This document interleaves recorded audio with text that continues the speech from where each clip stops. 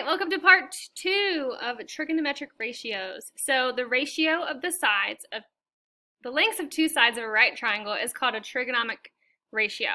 Trigonometric, trig for short, okay? There are three basic trig functions that we're going to talk about, and it's called sine, like a sign outside, like a billboard sign, cosine, and then tangent, okay, which is abbreviated SIN. It is not sin. A math teacher will laugh at you if you say sin. Cosine and tangent. So they take SIN for sine, COS for cosine, and TAN for tan. And it's like, yes, you get tan outside. Okay?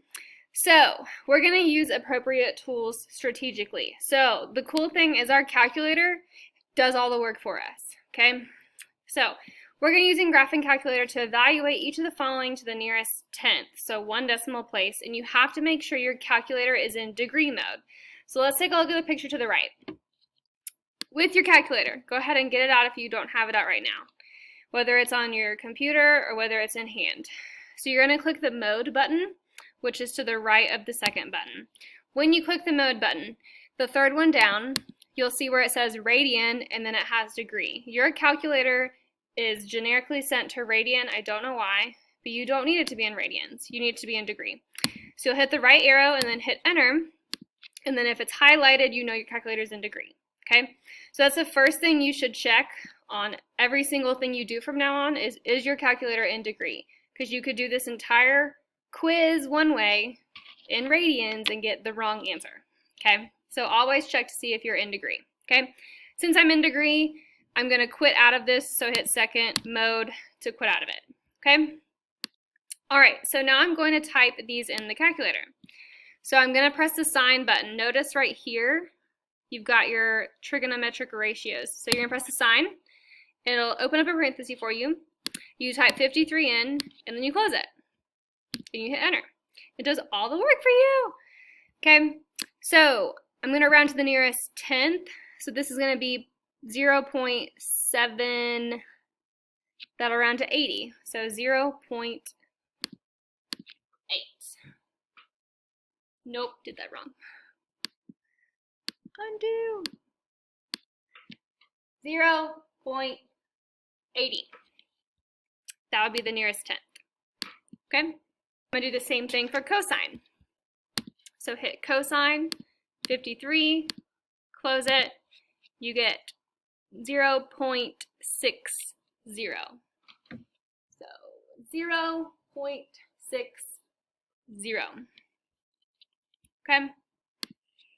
And then last one, tan 53, tangent of 53 is 1.3 because that 2 is not enough to round it. Okay. So that is how you evaluate a trig ratio. Okay. So if it wants you to evaluate it, you just type in the calculator and then it will tell you what to round to because you will always get a decimal. Okay? All right, so in the column in table 1, the ratios that we wrote were equal. Okay, so I just recopied these from the very front of our notes. Express the ratios from these three columns as decimals rounded to the nearest tenth. Okay, so let's get our calculator out. So 4 over 5. 4 divided by 5 is 0.8.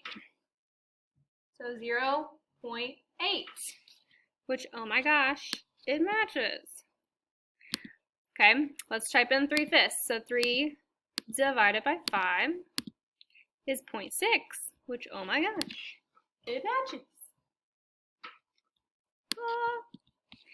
And then 4/3. 4 divided by 3, that is 1.3 repeating, which will round to 1.3, which is the same. Okay, well that's cool.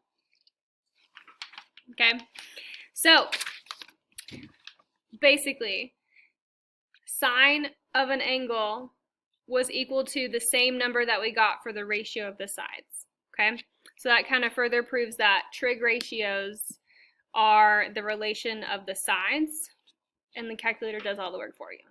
Okay. All right. Moving on. So compare your answers to item 5 and item 6.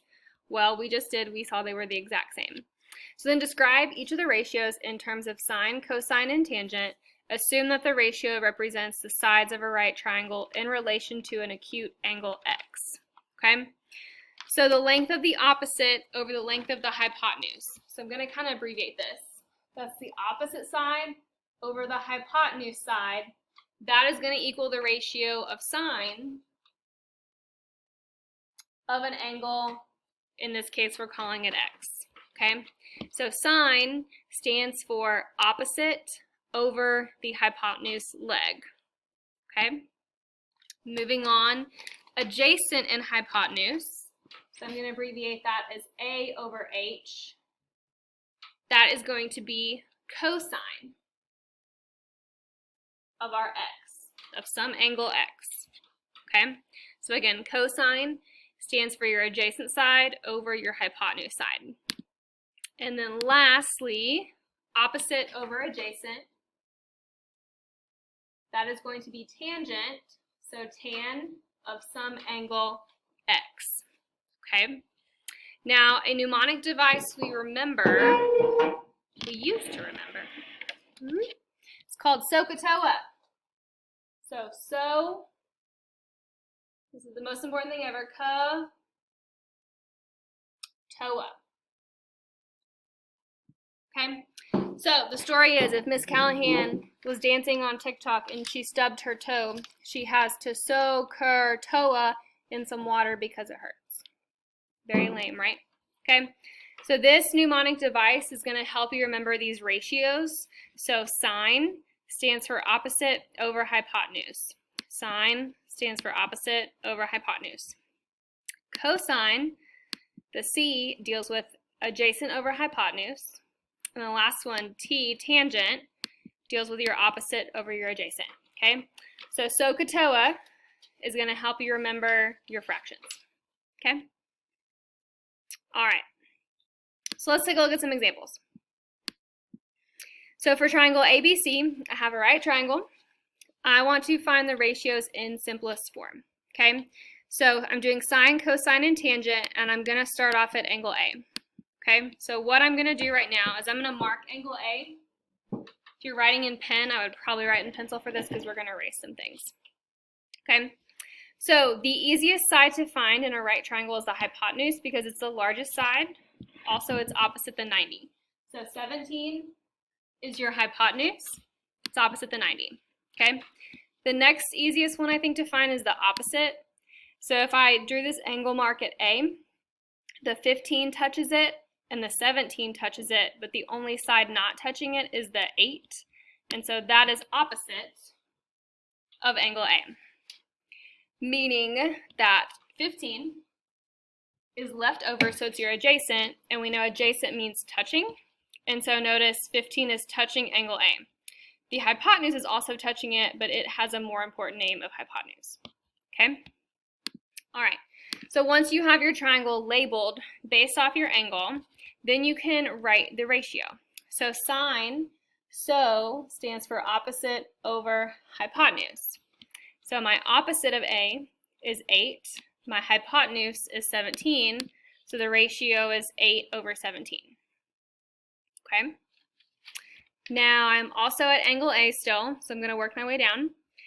Cosine stands for adjacent, so adjacent over hypotenuse. So I'm going to deal with my adjacent side. Adjacent to A is 15. Hypotenuse is 17. So 15 over 17 is your ratio. Okay? And these don't reduce any further, so that's why I'm stopping. Okay? Tangent of A. So last one, tangent, so cut O over A. So opposite, which is 8 over 15, which cannot be simplified. Okay? Let me teach you how to see if you can simplify it. So in your calculator, again, to get a fraction pulled up, you're going to hit the alpha, y equals, enter. Okay? For example, if I type 8 over 15 in, I get 8 over 15, which tells me that that fraction is simplified. Okay? So that's a way for you to check to see if your fraction is simplified. Okay? All right. So now I'm going to move to angle C now, which changes a few things. The hypotenuse is never going to change, okay? But opposite of C is now 15, okay? So my labeling of my triangle changes a bit, okay? So if I'm at angle C now, opposite is the 15, which makes your A the adjacent, okay? So depending on the angle you're at, that's going to change your trig ratio. So sine is opposite over hypotenuse. So opposite of C is 15 over your hypotenuse 17. So 15 over 17, and I know that does not reduce. Cosine is so A over H. So adjacent to C is going to be 8 over your hypotenuse, which is 17. So you have 8 over 17. And then last but not least, tangent is O over A. Opposite over adjacent. So opposite of angle C is 15 over your adjacent to C, which is 8. Okay? So here are the trig ratios and how you find them in a right triangle. The biggest thing is to note what angle you're located at, because that will help you identify the opposite side and the adjacent side. Okay? All right. So looking at those answers, let's come down here. So it says, how are the two acute angles, angle A and angle C, related? Okay, so angle A is the top angle, angle C is the bottom angle. Okay, so not sure if you guys can remember this, but I have a 90-degree angle here, and I know triangles add up to 180. So 180 take away 90, I have 90 degrees left to split between two angles. Okay. And if we go back to module 1, 90 degrees means they're complementary, okay? So angle A and angle C are going to be complementary, meaning that the two acute angles in a right triangle are going to have to add up to 90. So like 30 and 60, or 50 and 40, okay? So the two acute angles are going to be complementary or have to add up to 90, okay? What is the relationship between sine and cosine of complementary angles? So what is the relationship between sine and cosine of my two acute angles? So let's look at it. So I notice that that's the same ratio. Same thing over here. Okay? So sine of an angle A is the same as cosine of the other angle. Same is true here. Cosine of one acute angle was equal to sine of the other angle. Okay? So one angle's sine is equal to the other one's cosine and vice versa. Okay? So that is called the sine of one of the angles is equal to the cosine of the other angle. And that is a super important relationship that will always be true. Okay?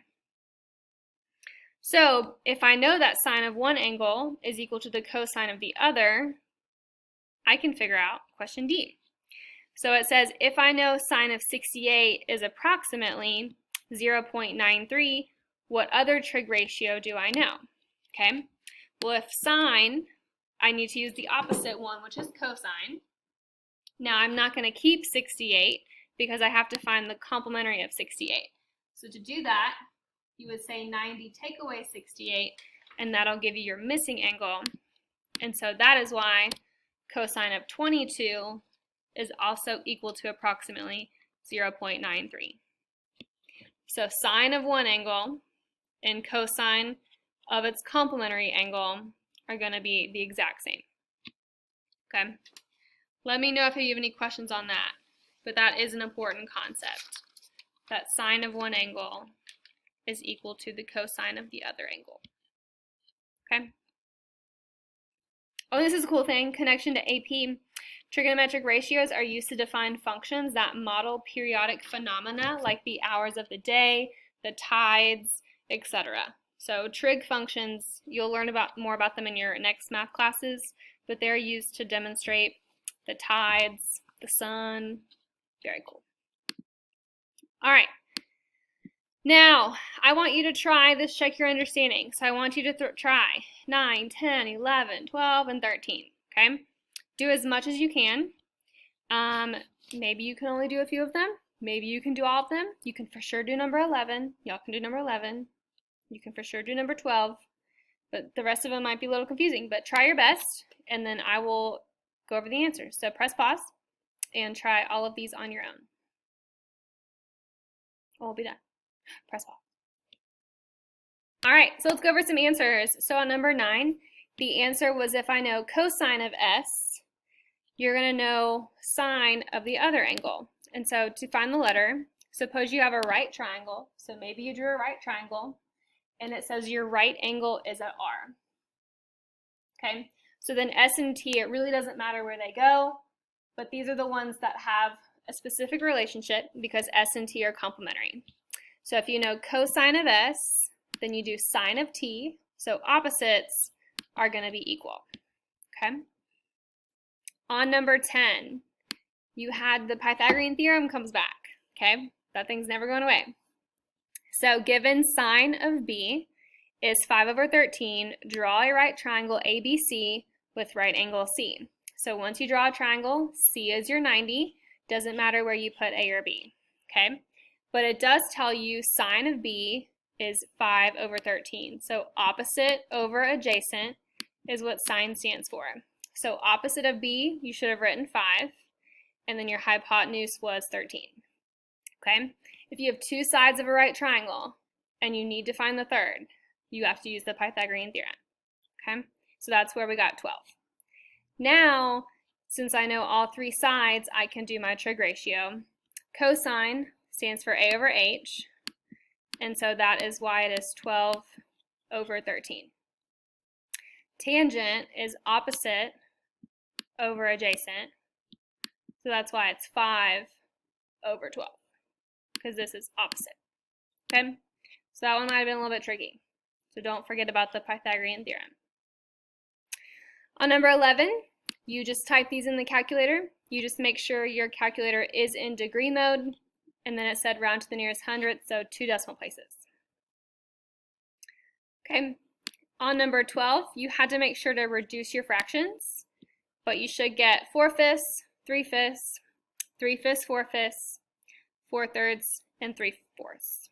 Okay, when you're doing this, notice you got the same thing for these two, which makes sense because cosine of one angle equals sine of the other angle. Same thing for these first and fourth one. Sine of one angle equals cosine of the other angle. Okay, and these are always going to be inverses. Let me know if you have any questions on how I simplified my fractions or labeled my triangle, etc. I can come help you. Otherwise, number 13, I thought about this one for a really long time, and then I forgot when you're talking about sine, cosine, tangent, it is solely a ratio, and so units are not involved. So the only mistake she made was she should have written tan p equals 1 without any units. Okay? Well, tricky. Okay? All right, let me know if you have any questions on trig ratios. Again, this is something brand new. You've never learned it before, so it's going to take some practice and getting used to. But if you remember SOHCAHTOA, that'll help you out. Thanks for watching.